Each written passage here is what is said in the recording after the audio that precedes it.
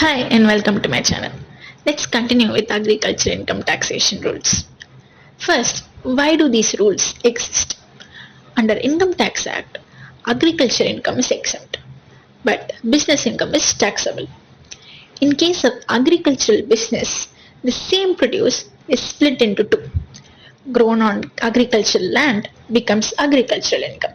Processed, manufactured and sold as a final product becomes a business income. For example, a tea estate grows tea leaves and then makes tea powder. A rubber estate grows rubber trees and processes latex into rubber sheets. A coffee estate grows coffee beans and roasts them. In all these cases, the in total income is composite, partly agricultural, partly business. The rules give a clear method to split this income. Let's start it. Rule 270. The general rule for determining income which is partly agricultural and partly from business.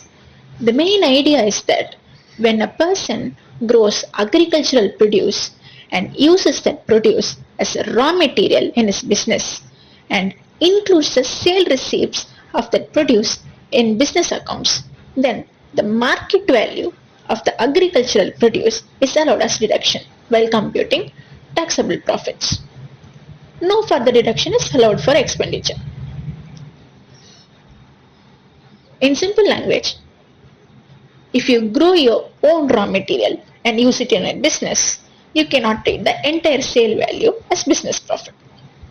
You must remove the agricultural part from business income.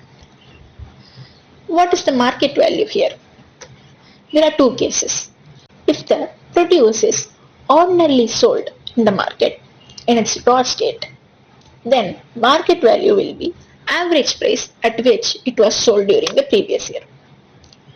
If the produce is not ordinarily sold in raw state, then the market value will be the aggregate of expenses of cultivation, land revenue or rent paid, then a reasonable profit.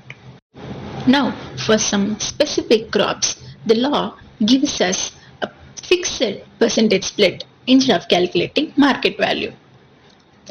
This is provided in Rule 271, Income from Manufacture of Rubber, Coffee and Tea. When RCC grows and manufactures rubber in India and sells it, the income is deemed to be 65% agriculture income and 35% business income.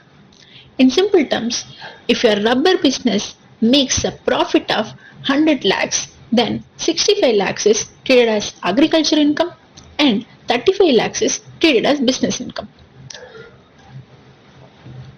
This is a presumptive rule. You don't need to calculate market value of rubber separately. The law assumes this fixed split. But why 65% and 35%? The law assumes a larger portion of rubber comes from the agriculture activities and a smaller portion from manufacturing and selling.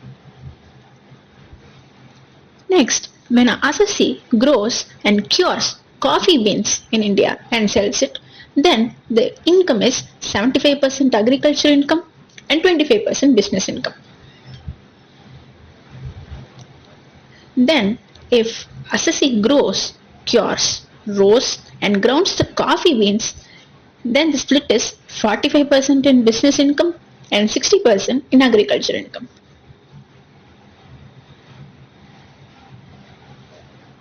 Similarly, for tea grown and manufactured in India, then the split is 40% in business income and 60% in agriculture income. In computing the income, the cost of planting rubber plants, coffee plants, tea bushes, and cost of replacement of plants are allowed as deduction. Which IT form should you choose? ITR 1 is for resident individuals having income up to 50 lakhs. Also, agriculture income is only up to 5,000. ITR 2 is for individuals and HUF not having business income but have agriculture income more than 5,000. ITR 3 is for individuals and HUFs having business income and also having agriculture income more than 5,000. In case ITR 2 or 3 is selected and net agriculture income exceeds 5 lakh rupees in a year, additional details should be provided in your IT return. Don't forget to see this.